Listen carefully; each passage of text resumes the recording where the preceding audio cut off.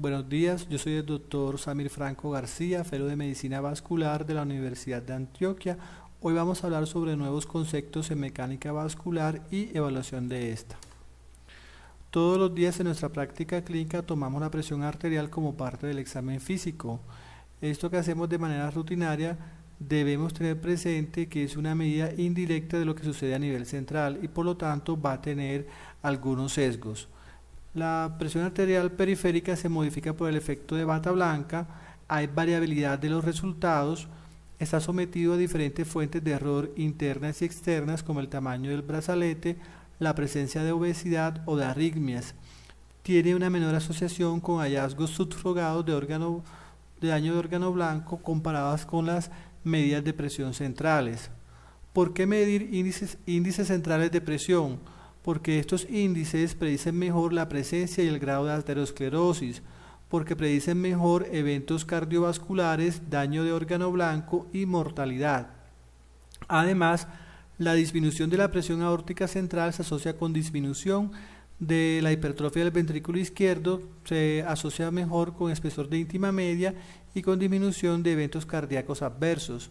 Tiene importancia para el diagnóstico de hipertensión, para evaluar la respuesta al tratamiento y para estimar pronóstico, y además por el desarrollo de nuevos métodos de medición que permiten la automatización y tienen mayor facilidad de uso.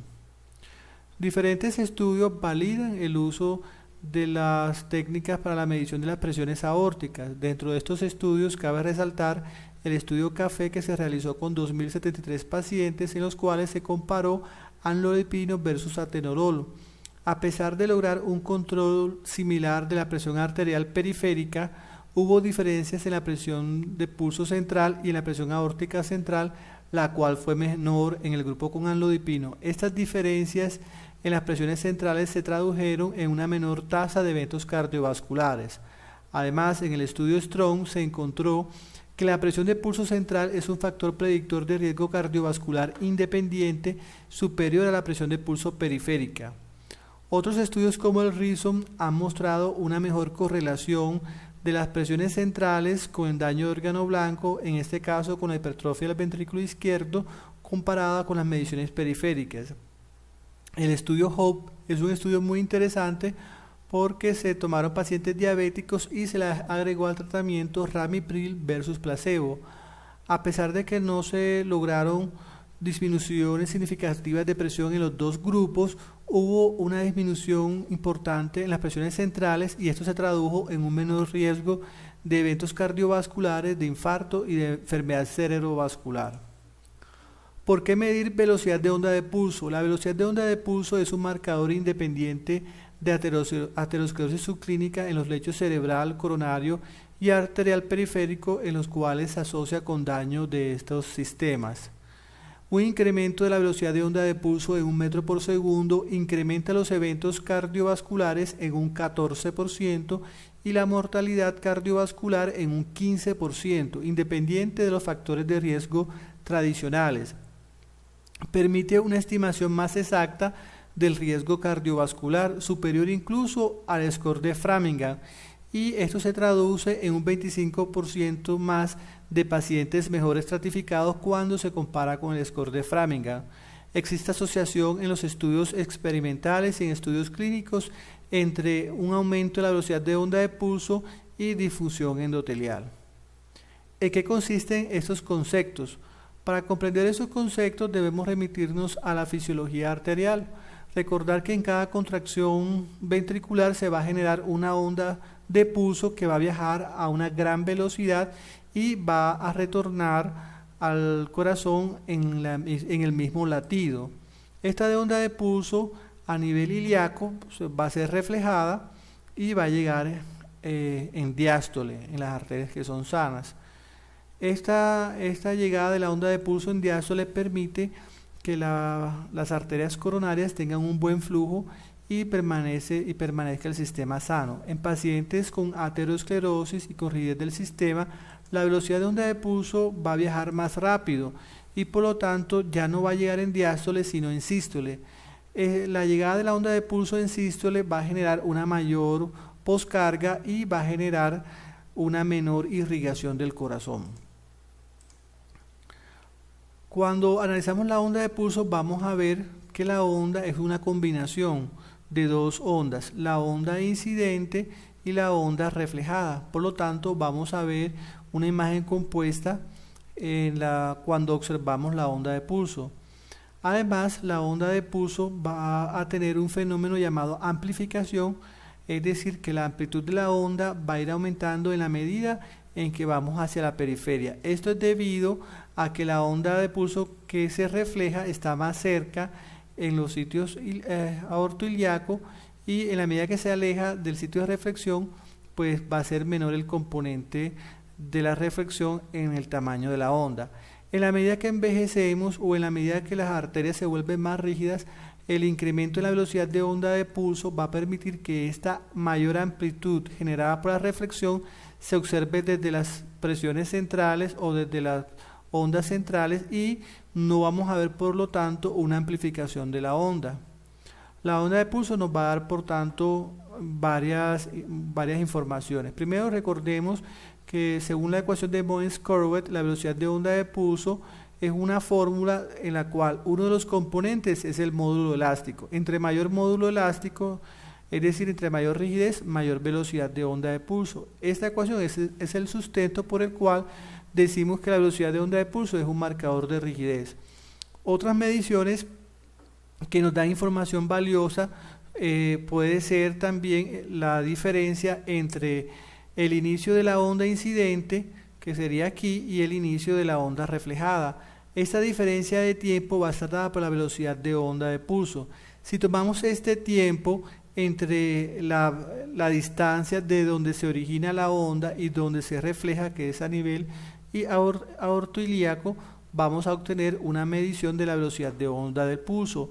Esta estrategia es la que utiliza los métodos oscilométricos. Otra información que nos permite estimar la morfología de las ondas es el aumento de la onda de pulso generada por la onda reflejada. Vemos, por ejemplo, que aquí está la onda incidente y se genera una mayor amplitud por la onda de reflexión. Este porcentaje de aumento en la onda lo vamos a llamar índice de aumento aórtico. También hay otras medidas como la amplificación de pulso. Todos estos parámetros nos van a hablar sobre la rigidez arterial y nos van a hablar sobre las presiones a nivel central. Un método más directo de medición es mediante el método velocidad de onda de pulso carotidio femoral, en el cual se coloca un transductor a nivel carotidio y otro transductor a nivel femoral. Las mediciones se toman simultáneamente, teniendo en cuenta que el transductor carotidio está más cerca del corazón. Esta onda en este sitio va a aparecer primero y posteriormente aparecerá la onda en el segundo sitio a nivel femoral. La diferencia entre el inicio de la primera y de la segunda onda sobre el tiempo entre la horquilla external y la sínfisis púbica nos va a dar un estimado de la velocidad de onda de pulso carotidio femoral. La medición de la rigidez la podemos hacer mediante dos métodos, mediante la ley de Hooke y mediante la velocidad de onda de pulso. La velocidad de onda de pulso, a su vez, la podemos estimar mediante Doppler o mediante pletismografía. La ley de Hooke establece que la rigidez es una evaluación de la deformidad que genera una fuerza sobre una estructura, de tal manera que si queremos conocer la rigidez de una estructura, debemos conocer la fuerza y la deformación que esa fuerza genera en esa estructura. La fuerza la podemos medir mediante métodos invasivos, oscilométricos, mediante tonometría de aplanamiento y mediante mecanotransductores. Métodos invasivos como el cateterismo, métodos oscilométricos como el arteriografo. La deformación la vamos a determinar mediante técnicas de imágenes como el ultrafast, la elastografía, la resonancia nuclear magnética, la tomografía y el ecotracking. El ecotracking es una técnica ecográfica en las cuales se obtiene una gran resolución espacial. Tiene una resolución 20 veces mayor que las ecografías en modo B estándar y tiene un tiempo muy rápido de adquisición. El ecotracking nos permite tomar medidas tan pequeñas como 17 micras y movimientos tan pequeños como una micra. Permite además tomar mediciones precisas del grosor íntima media y del diámetro arterial. Otro método diagnóstico es la resonancia nuclear magnética, la cual permite evaluar estructuras profundas no asequibles a la ecografía y tiene como desventaja los tiempos más lentos de adquisición.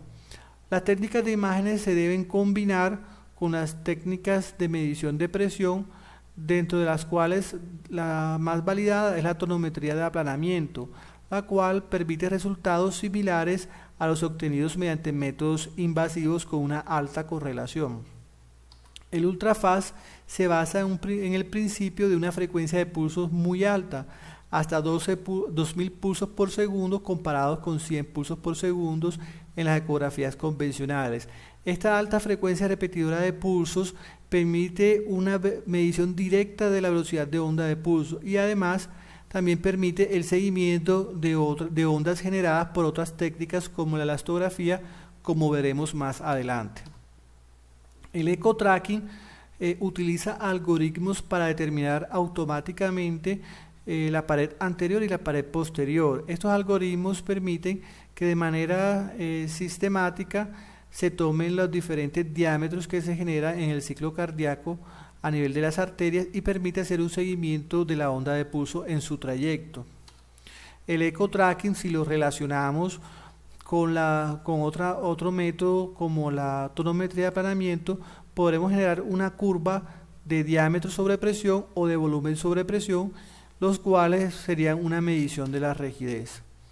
Otra técnica de estudio es la técnica del ultrafast eco, como ya habíamos mencionado, en la cual la frecuencia repetidora de pulsos aumenta en una proporción más o menos de 100 veces y se hace un seguimiento al plano por donde va la onda de pulso. Esto permite hacer un seguimiento directamente de esta onda de pulso. La ultrasonografía ultrafast, si la combinamos con la elastografía, nos va a permitir algunas mediciones. La elastografía consiste en la generación de un paquete de ondas, las cuales se van a transmitir a través de los tejidos y estas ondas las vamos a seguir con el ultrafast eco, de tal manera que no requerimos del flujo sanguíneo para poder medir la elasticidad de un tejido.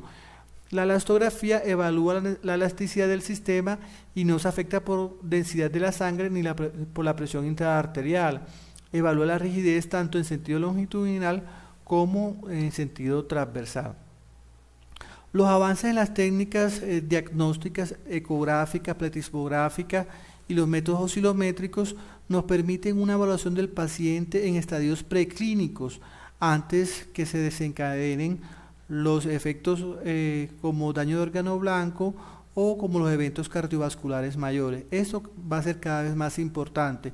Si tenemos presentes los resultados de estudios recientes como el estudio SPRING, en los cuales el control intensivo de la presión logró mejores desenlaces cardiovasculares, y estudios como el HOPE, en el cual pacientes que a pesar de estar bien controlados tuvieron mejor respuesta con un mejor control de las presiones centrales, es de esperar que estas técnicas sean más utilizadas hacia futuro. Muchas gracias.